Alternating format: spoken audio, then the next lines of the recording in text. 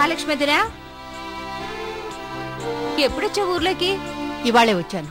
మరి లోపలికి రావదినా? పర్లేదు వదినా, వెళ్ళాలి. ఏం పని మీద వచ్చావేంటి? పాడైపోయిన మనుషుల్ని, వాళ్లకు ఆశ్రయం ఇచ్చిన ఈ పాపిష్టి ఊరిని చూద్దామని వచ్చానులే. పాడైపోయింది ఊరు కాదు వదినా, ఆ కళ్యాణి.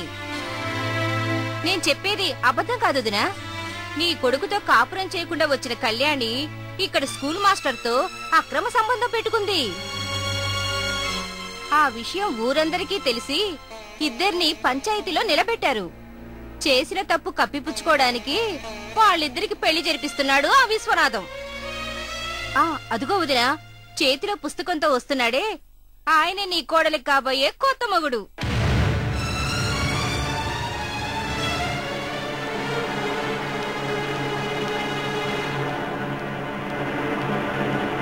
ఏమయ్యా, నువ్వు అసలు మనిషివేనా?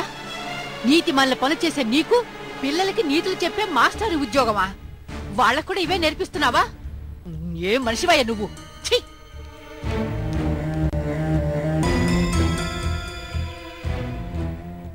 అసలు ఆవిడెవరండి? ఎందుకొచ్చింది? నన్నెందుకు తిట్టి వెళ్ళింది?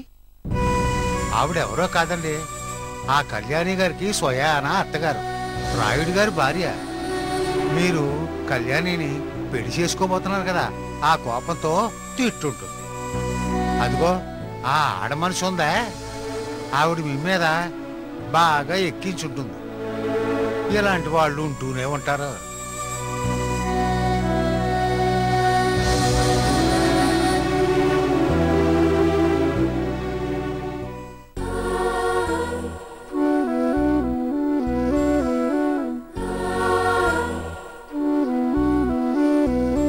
ఈవిడ మాత్రం కొడుక్కి ఎన్ని పెళ్లిలైన చేయొచ్చు, కాని నేను మాత్రం నా కూతురికి మరో పెళ్లి చేయకూడదు.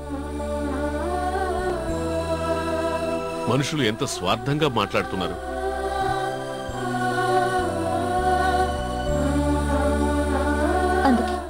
అందుకే నాన్న ఈ పెళ్లి విషయంలో హైదరాబాదులో ఎవరితోనూ చెప్పకూడదన్నాను. కానీ మీరే నా మాట వినకుండా ఆయనకి శుభలేఖ పంపించారు.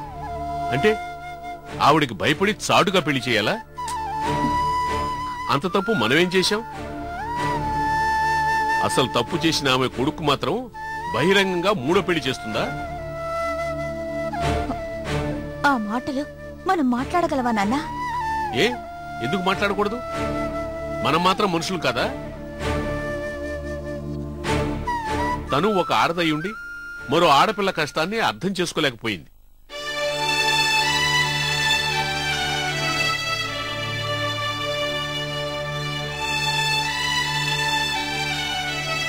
ఏమ్మా, ఏం చేద్దామని మళ్ళీ ఇంటికొచ్చావు?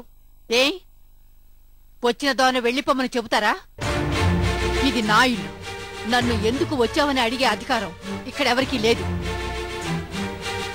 ఇంటికి రావద్దని చెప్పే అధికారం నాకు లేకపోవచ్చు, కానీ నా కూతురి జీవితంలోకి రావద్దని చెప్పే అధికారం నాకుంది.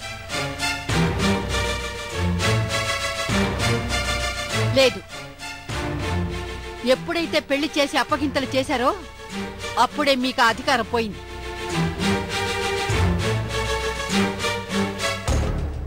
అధికారాలు లేకపోయినా మమకారాలు వదులుకోలేదమ్మా.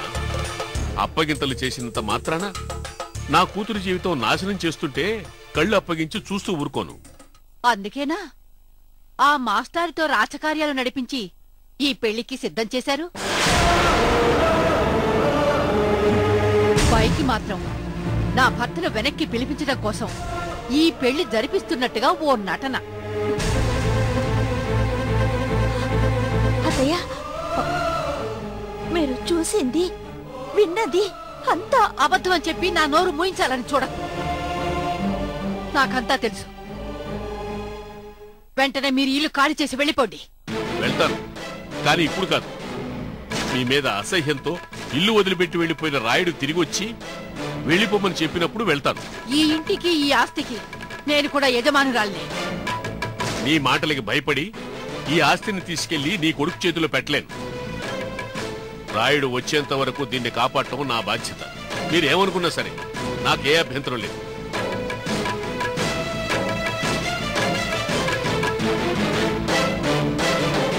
సరే, మీరన్నిటికీ తెగించారని అర్థమైంది.